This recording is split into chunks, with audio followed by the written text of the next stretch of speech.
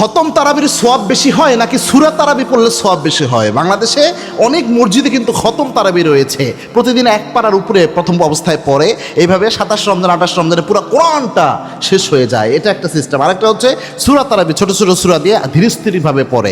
এটা একটা। তারাবির নামাজ তো এমনিই গুরুত্বপূর্ণ, তো এই দুইভাবেই কিন্তু পড়া হয়। এবং কি আল্লাহর হাবিব সাল্লাল্লাহু আলাইহি ওয়াসাল্লাম জানিয়েছেন, মান কামা রমাদান ঈমানান ইহতিসাবান গুফিরা লাহু মা তাকাদ্দামা মিন যামবিহি।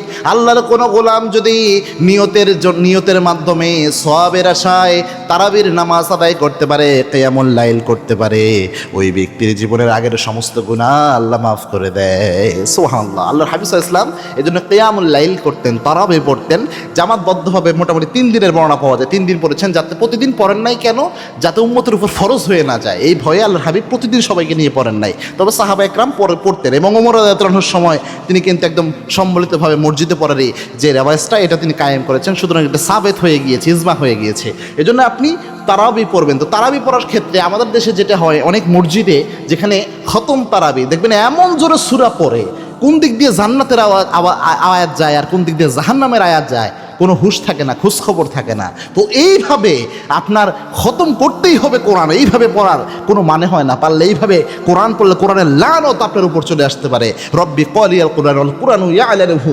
এমন কোরআনের পাঠক রয়েছে, কোরআন তাদেরকে লানত দেয় যারা কোরআনের হক আদায় করে না। সুতরাং এরকম করবেন না। হ্যাঁ, আপনি খতম তারাবি অবশ্যই পড়েন, অবশ্যই ফজিলতপূর্ণ।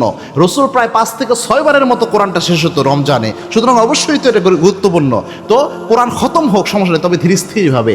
মিনিমাম যেন কোরআনের মাখরাজগুলা, কোরআনের যে মাদগুলা, এরপরে কোরআনের কোন জায়গায় জান্নাতের আয়াত, জাহান্নামের আয়াত, এগুলো যেন মিনিমাম বোঝা যায়, স্পষ্ট থাকে। এরকমভাবে যদি খতম তারাবি হয়, অবশ্যই খতম তারাবি ওইখানে পড়েন। আর না হলে যদি এরকম ব্যবস্থা না থাকে, তাহলে সূরা তারাবি যেখানে হয় ধীরে স্থিরভাবে আস্তে ধীরে ওইটাও পড়েন, ওটাও ফজিলতপূর্ণ।